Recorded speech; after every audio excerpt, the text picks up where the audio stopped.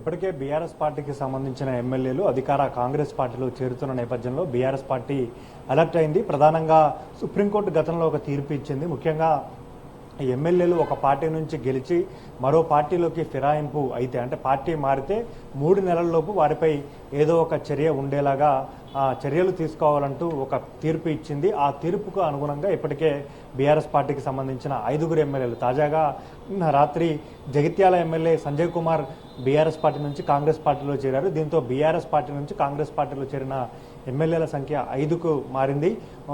ఇంతకు ముందు station Ghanpur MLA Kadiyam Srihari, Bhadrachalam MLA Tella వెంకట్రావుతో పాటుగా అదేవిధంగా తాజాగా నిజామాబాద్ జిల్లా బాన్సువాడ ఎమ్మెల్యే పోచారం శ్రీనివాసరెడ్డితో పాటు ఖైరతాబాద్ ఎమ్మెల్యే దానం నాగేందర్, జగిత్యాల ఎమ్మెల్యే సంజయ్ కుమార్ మొత్తం 5గురు ఎమ్మెల్యేలు బీఆర్ఎస్ పార్టీ నుంచి కాంగ్రెస్ పార్టీలో చేరారు.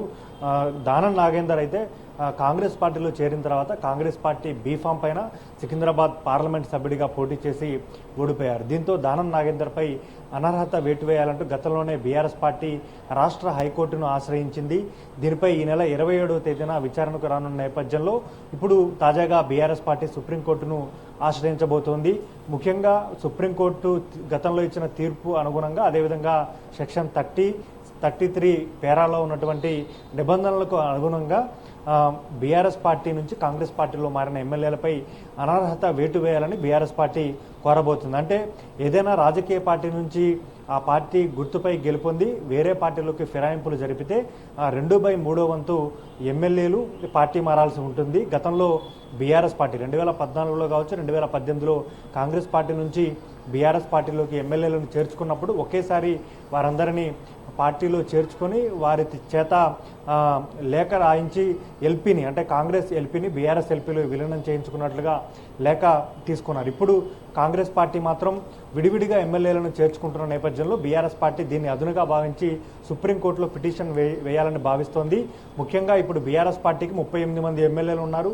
ఇప్పటికే 5గురు ఎమ్మెల్యేలు పార్టీ మారారు కాబట్టి మొత్తం 25 మంది ఎమ్మెల్యేలు పార్టీ మారితే బీఆర్ఎస్ ఎల్పీని కాంగ్రెస్ పార్టీలో విలీనం చేసినట్లుగా మనం భావించాలి. ఆ దిశగానే కాంగ్రెస్ పార్టీ అడుగులు వేస్తోంది.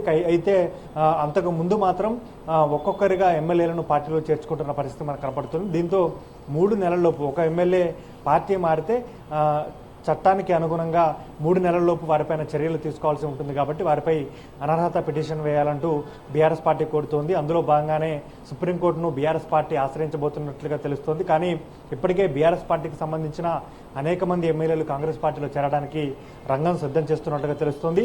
సంజయ్ కుమార్ గతంలో 2018లో 2023లో వరుసగా 2 సార్లు ఎమ్మెల్యేగా గెలిపొందారు. BRS party MLC Kalvakuntla Kavitha Sanjay కుమార్కు ticket ఇప్పించారు. 2018 అసెంబ్లీ ఎన్నికల్లో సంజయ్ గెలుపులో కీలక పాత్ర పోషించారు. జగిత్యాల నియోజకవర్గం నిజామాబాద్ పార్లమెంటు పరిధిలోకి వస్తుంది కాబట్టి కవిత ప్రెస్టీజియస్గా తీసుకొని అక్కడ కాంగ్రెస్ పార్టీ సీనియర్ నేత మాజీ మంత్రి ఎమ్మెల్సీ జీవన్ రెడ్డిని 2 సార్లు ఓడించగలిగారు. 2019 వరకు కవిత నిజామాబాద్ పార్లమెంట్ సభ్యురాలుగా ఉన్నారు కాబట్టి ఆమె కవితకు అత్యంత సన్నిహితంగా ఉంటూ వచ్చారు. ఇప్పుడు ఆయన బీఆర్ఎస్ పార్టీ అధినేత కేసీఆర్ సొంత సామాజిక వర్గం కాబట్టి ఆయన పార్టీ మారరని మొత్తం భావించారు. కానీ ఆయన కూడా స్వయంగా పార్టీ మారడంతో బీఆర్ఎస్ పార్టీలో ఏ ఎమ్మెల్యే ఉంటారు, ఎవరు ఉండరు, ఎవరు ఎప్పుడు పార్టీ మారతారో తెలియని పరిస్థితి నెలకొని ఉందని మాత్రం మనం చెప్పుకోవచ్చు. నుంచి గత అసెంబ్లీ ఎన్నికల్లో మొత్తం 5గురు ఎమ్మెల్యేలుగా గెలుపొందారు. దీన్ని బట్టి చూస్తుంటే వలసలు ఇంతటితో ఆగుతాయా లేకపోతే ఇంకా కొనసాగుతూనే ఉంటాయా?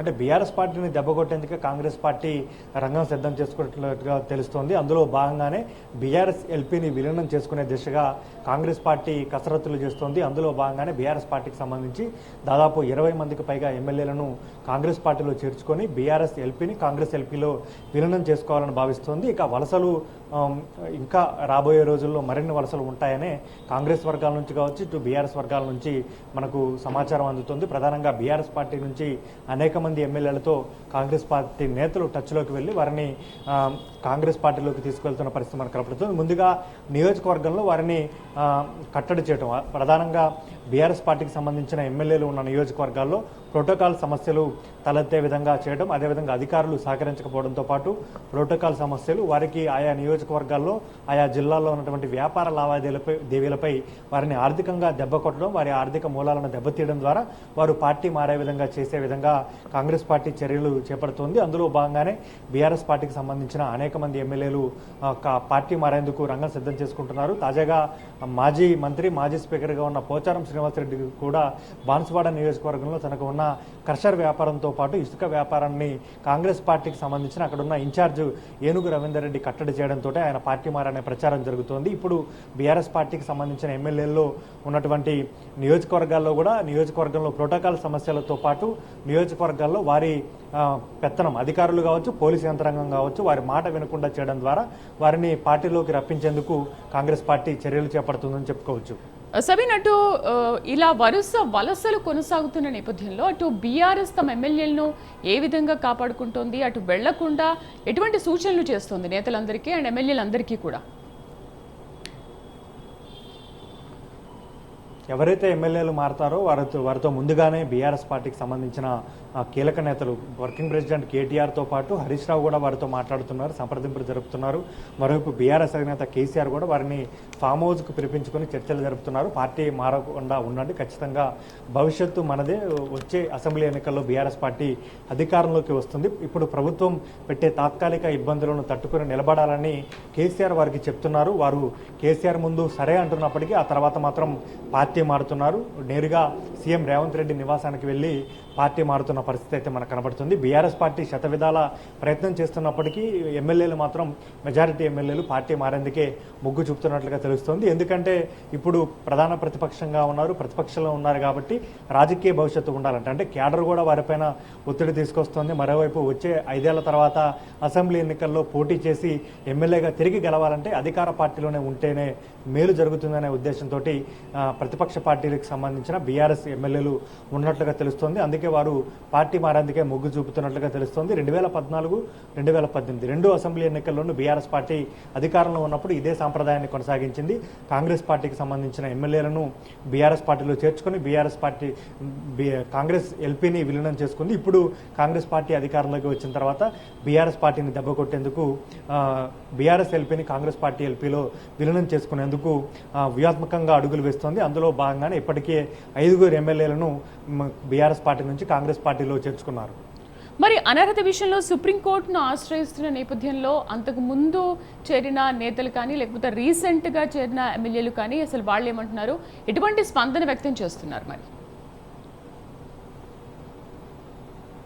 అంటే ఇప్పటికే బీఆర్ఎస్ పార్టీ సుప్రీంకోర్టును ఆశ్రయిస్తామని తెలిపింది. సుప్రీంకోర్టులో ఉన్నటువంటి గతంలో సుప్రీంకోర్టు ఇచ్చిన తీర్పు మేరకు, అంటే ఒక ఎమ్మెల్యే పార్టీ మారితే ఆ ఎమ్మెల్యేపై 3 నెలల్లోగా చర్యలు తీసుకోవాలని సుప్రీంకోర్టు ఒక తీర్పు ఇచ్చింది. కానీ ఆ అనర్హత వేటు వేసే విషయం స్పీకర్ పరిధిలో ఉంటుంది. స్పీకర్కి స్వతంత్రపరమైన అధికారాలు ఉంటాయి. రాజ్యాంగంలో స్వతంత్ర ప్రతిపత్తి కలిగిన వ్యవస్థగా స్పీకర్ వ్యవస్థ ఉంటుంది. కోర్టులు కూడా స్పీకర్ విషయంలో జోక్యం చేసుకోలేని అంశాలు కొన్ని ఉంటాయి. ఇప్పుడు అనర్హత వేటు వేయాలా వద్దా అనేది స్పీకర్ విషయంలో ఉంటుంది. కాబట్టి స్పీకర్ అధికార పార్టీకి చెందిన వ్యక్తే ఉంటారు కాబట్టి స్పీకర్ తీసుకున్న నిర్ణయం ప్రకారం ఆధారపడి ఉంటుందని చెప్పుకోవచ్చు. ఒకవేళ బీఆర్ఎస్ పార్టీ సుప్రీంకోర్టును ఆశ్రయించిన తర్వాత అది ఎప్పుడు బెంచ్ మీదకు వస్తుంది, సుప్రీంకోర్టు ఎట్లాంటి తీర్పు ఇస్తుంది, ఆ తీర్పును స్పీకర్ ఏ విధమైన నిర్ణయం తీసుకుంటారనేది కూడా ఇక్కడ కీలకంగా మారిందని చెప్పుకోవచ్చు. ఈలోపు కాంగ్రెస్ పార్టీ కనుక బీఆర్ఎస్ పార్టీకి సంబంధించిన 2/3 వంతు శాసనసభ్యులను, అంటే ఇప్పటికే 5 పార్టీ మారారు కాబట్టి మిగతా 20 మందిని తమ పార్టీలో చేర్చుకుంటే అప్పుడు ఎల్పీని విలీనం చేసుకుంటారు. ఎల్పీని విలీనం చేసుకుంటే అది రాజ్యాంగపరమైన అంశం కాబట్టి అప్పుడు ఆ ఎమ్మెల్యేలపై అనర్హత వేటు పడదు. ఇప్పుడు ఒక్కొక్కరిగా ఎమ్మెల్యేలను పార్టీలో చేర్చుకుంటున్నారు కాబట్టి వారిపైన త్వరగా నిర్ణయం తీసుకుని అనర్హత వేటు వేయాలని బీఆర్ఎస్ పార్టీ సుప్రీంకోర్టులో పిటిషన్ వేసి సుప్రీంకోర్టును కోరబోతోంది. Right Sabeen, thank you.